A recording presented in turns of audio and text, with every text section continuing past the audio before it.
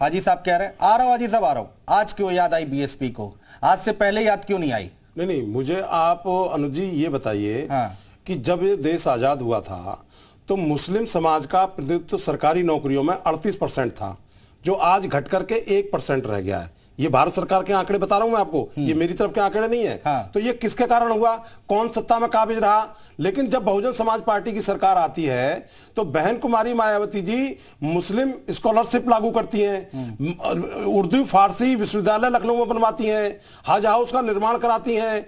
इनके ओबीसी के सर्टिफिकेट नहीं बनते थे मुस्लिम समाज के, लेकिन बहन जी ने सख्त आदेश किया तो इनके मुस्लिम समाज के ओबीसी के सर्टिफिकेट बनने लगे।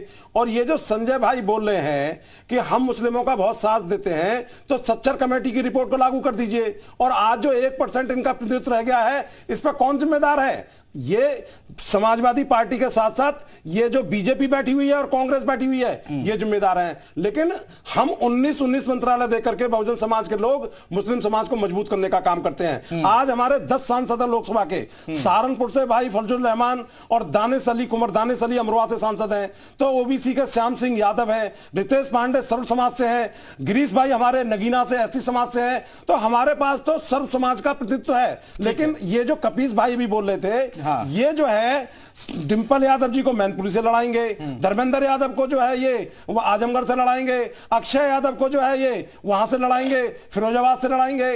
तो इनका समाजवाद की पार्टी हो, जिसको चाहे उसको लड़ाओ। नहीं, ये मुस्लिमों के वोट लेते हैं, ये मुस्लिम समाज के वोट लेते हैं, लेकिन उनको उचित प्रतिनिधित्व नहीं देते हैं। रामपुर की सीट उन्होंने हरवा दी, जान करके हरवा दी। तो ये जो समाजवादी पार्टी है और ये जो बीजेपी है, ये दोनों पार्टी आपस में मिली हुई है।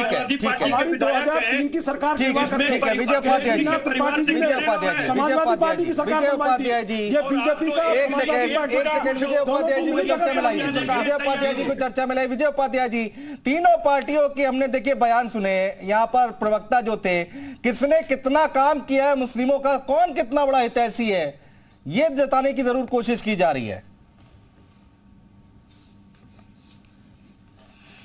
देखिए, एक तो बड़ी जो मीडिया प्लेटफॉर्म होते हैं उस पर झूठ नहीं बोलना चाहिए, आंकड़ों के साथ पुख्ता तरीके से आना चाहिए। यूपीएससी में कितने मुस्लिम समाज के लोग सिलेक्ट हो रहे हैं, इसके आंकड़े वेबसाइट पे, यूपीएससी के वेबसाइट पे अवेलेबल हैं, वहां से चेक किया जा सकता है। औसतन 40 से 50 बच्चे हर बार जब एग्जाम के रिजल्ट आते हैं तो अखिल भारतीय सेवाओं में चुने जा रहे हैं। हालांकि ये संख्या बढ़नी चाहिए, लेकिन इसमें एक समस्या ये भी है कि इसमें ज्यादातर जो मुस्लिम परिवार है अपने बच्चों को ऐसे स्कूलों में भेजने के बजाय मदरसों में पढ़ाते हैं, तो शायद ये एक कारण हो सकता है। लेकिन मदरसे के पढ़े हुए बच्चे भी आईएएस बने हैं, ऐसा नहीं है। लेकिन जो मदरसे में पढ़ाई करके बाद में फिर वो उन्होंने रेगुलर स्कूलिंग की ठीक से, और वो भी आईएएस बने हैं, ऐसा नहीं है, वहां से भी बने हैं। लेकिन एवरेज उतना ज्यादा नहीं है, 5-7% का एवरेज इनका है। तो ये एक बात ये होगी। दूसरी बात, इतना अटैक कर रहे हैं धर्मवीर जी भारतीय जनता पार्टी पर। अभी बहन जी का आज जन्मदिन है। 3 दिन पहले लखनऊ विकास प्राधिकरण ने अंबेडकर स्मारक के आसपास जितनी भी बहन जी की मूर्तियां हैं, काशीराम जी की मूर्तियां हैं, रंग रोगन करके उसको चमाचम कर दिया है। उसको सबसे पहले पेंट कराया, चमक रही हैं वो मूर्तियां, कोई भी जाके देख सकता है। तो बीजेपी की सरकार ने किया है। और जब समाजवादी पार्टी की सरकार थी तो बहन जी की एक मूर्ति को किसी असामाजिक तत्व ने तोड़ दिया, तो तत्कालीन मुख्यमंत्री अखिलेश यादव ने नई मूर्ति लगवाई। समाजवादी पार्टी के कार्यकर्ताओं ने तोड़ा था। और ये जो रंग रोगन कर रहे हैं कोई एहसान थोड़ी कर रहे हैं, ठीक तो विश्व धरोहर है, ये सरकार की विश्व धरोहर है, ये देश की विश्व धरोहर है। नहीं, इन पर अगर आप रंग रोगन नहीं करेंगे तो अपने घर में करवाएंगे क्या? योगी आदित्यनाथ मठ में करवाएंगे क्या? देखिए, सुनिए तो सही, विजय उपाध्याय जी कहना क्या चाह रहे हैं? विजय उपाध्याय जी की बात में सुन रहे हैं, लेकिन विजय उपाध्याय धर्मवीर जी जब से बोल रहे हैं, अगर सारी रिकॉर्डिंग आज केंद्र की नौकरियों में 1% विजय उपाध्याय बात रखिए विजय उपाध्याय जी, आप पूरी बात रखिए। 5% से 7% है, 50 बच्चे एवरेज सिलेक्ट होते हैं, 50% सिलेक्ट होते हैं। आप चेक कर लीजिए, आप यहां तथ्यों के साथ सही बात करिए धर्मवीर जी। और अगर आप अपना जितना बोला है आपने शुरू से आज तक अभी तक का सुनेंगे इसी डिबेट में, तो आप पाएंगे कि अपनी बात को अगली बार जब बोलने का आपको मौका मिलता है आप उसको काट देते हैं। तो आप स्थिर रहिए अपने विचारों पर, और स्थिरता बहुत जरूरी है राजनीति में। अगर आप हैंकी पैंकी करेंगे कि एक बार कुछ बोलेंगे, दूसरी बार कुछ बोलेंगे। एक तरफ ब्राह्मण जोड़ो अभियान बसपा चलाती है तो आप कहते हैं नहीं वो तो विरोधी है, तो ये बात नहीं चलेगी। जो जेन्युइन है वही बात बोलिए। पूरे भारत में ये आपको नजर नहीं आ रहा? चलिए ठीक है, ठीक है। हाजी साहब बहुत देर से उंगली उठा रहे हैं, बहुत देर से बोलना चाह रहे हैं, बोलिए सर, समय दे रहे हैं आपको, आराम से बोलिए। है आपको भी आना चाहिए, आपको 5 साल का पूरा मौका था, सरकार आपने चलाई है। मैं किसी राजनीतिक पार्टी का न पक्ष ले रहा हूं न विपक्ष, मैं हक बयानी कर रहा हूं और करता रहूंगा। सवाल ये भारतीय जनता पार्टी के पास अटल बिहारी वाजपेयी जी के अलावा बयान करने के लिए कुछ ही नहीं। अरे अभी तो हाजी साहब अभी तो उन्होंने गिनाया इतना सब कुछ। आज आप सब पार्टियों के प्रवक्ता मौजूद है, सच्चर कमेटी दोबारा से लागू करवा दीजिए। हाँ बोलिए संजय चौधरी जी, जवाब दीजिए जल्दी से, थोड़ा आखिरी पड़ाव पर है, थोड़ा छोटा छोटा रखिएगा। हाँ गुजरात के अंदर 8% अल्पसंख्यक है और 8% रिप्रेजेंटेशन गवर्नमेंट में अल्पसंख्यकों का क्यों पहना रहे थे? संजय चौधरी जी बता दीजिए, गुजरात का 18% पॉपुलेशन के बाद उत्तर प्रदेश में रिप्रेजेंटेशन कितना है?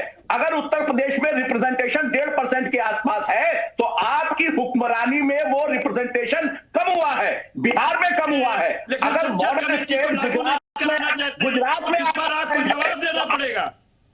चलिए ठीक है, ठीक है। उत्तर प्रदेश में तो कांग्रेस भी है, सपा भी है, बसपा भी है। आपने रिजल्ट क्या दिया? आपने क्यों भाग रहे हैं? रिजल्ट परिणाम क्या हुआ? आपने दलितों की बेटी बनकर दौलत की बेटी बन गई। एक एक कर कपीस जी, ठीक है संजय जी हो गया, संजय जी हो गया, थोड़ा छोटा छोटा, थोड़ा आखिरी पड़ाव पे ना, इसलिए कपीस जी हम दोबारा उस पर आए क्या कि भाई देखिए यहाँ पर मायावती कह रही है कि हम अकेले चलेंगे, हम किसी के साथ जाएंगे नहीं। ये क्या उनकी मजबूरी है या फिर कुछ और है, या फिर जो बात यहाँ पर उपाध्याय जी कह रहे हैं कि तस्वीर बदलेगी, अभी राजनीति में कुछ पक्का नहीं होता है?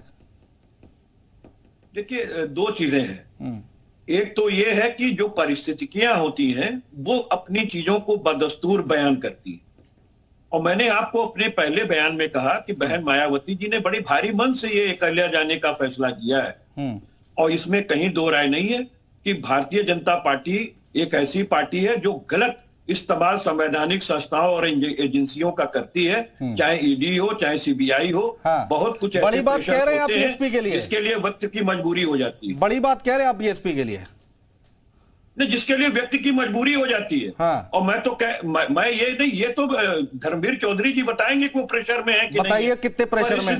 धर्मवीर जी बताइए कितने प्रेशर में, जल्दी से, समय नहीं है, बिल्कुल समय नहीं है। अनुज जी, ये मोहन भागवत जी के कान में मुलायम सिंह जी कह रहे थे कि मेरी पुत्रवधू को जितवा देना मैनपुरी से, तो जितवा दी, रामपुर हरवा दिया। तो ये इनका चाल चरित्र चेहरा कपीस जी का स्वयं का है। हमारी सरकार गिरवा करके बीजेपी के साथ में मुलायम सिंह जी की सरकार बनवाई थी, केसरीनाथ त्रिपाठी जब विधानसभा अध्यक्ष थे। और मैं आपको एक पूरी जिम्मेदारी के साथ कह रहा हूं जी कि इस प्रदेश में बीजेपी को अगर कोई हरा सकता है तो वो सिर्फ और सिर्फ बहुजन समाज पार्टी हरा सकती है। चलिए ठीक है, मुस्लिम समाज के बहुत सारे लोग धर्मवीर जी पर प्रेशर होना हो, धर्मवीर जी पर प्रेशर होना हो, धर्मवीर जी पर प्रेशर होना हो, जनता के साथ मेरे ऊपर बहुत प्रेशर है, मुझे वाइंड अप करना है। बहुत शुक्रिया आप सभी मेहमानों का हमारे साथ जुड़ने के लिए, तमाम बातचीत करने के लिए, चर्चा करने के लिए। लेकिन यहाँ पर आज जन्मदिन मायावती जी का, और उन्होंने कह दिया है कि एकला चलेंगे, यानी किसी के साथ कोई गठबंधन नहीं करेंगे, चाहे राज्यों में चुनाव हो चाहे 24 का चुनाव हो। देखना होगा कि तस्वीर बदलेगी या नहीं बदलेगी, मायावती का मन बदलेगा, दिल बदलेगा कि नहीं बदलेगा, ये देखना होगा। यूपी मांगे उत्तर देख रहे थे आप, बने रहिए।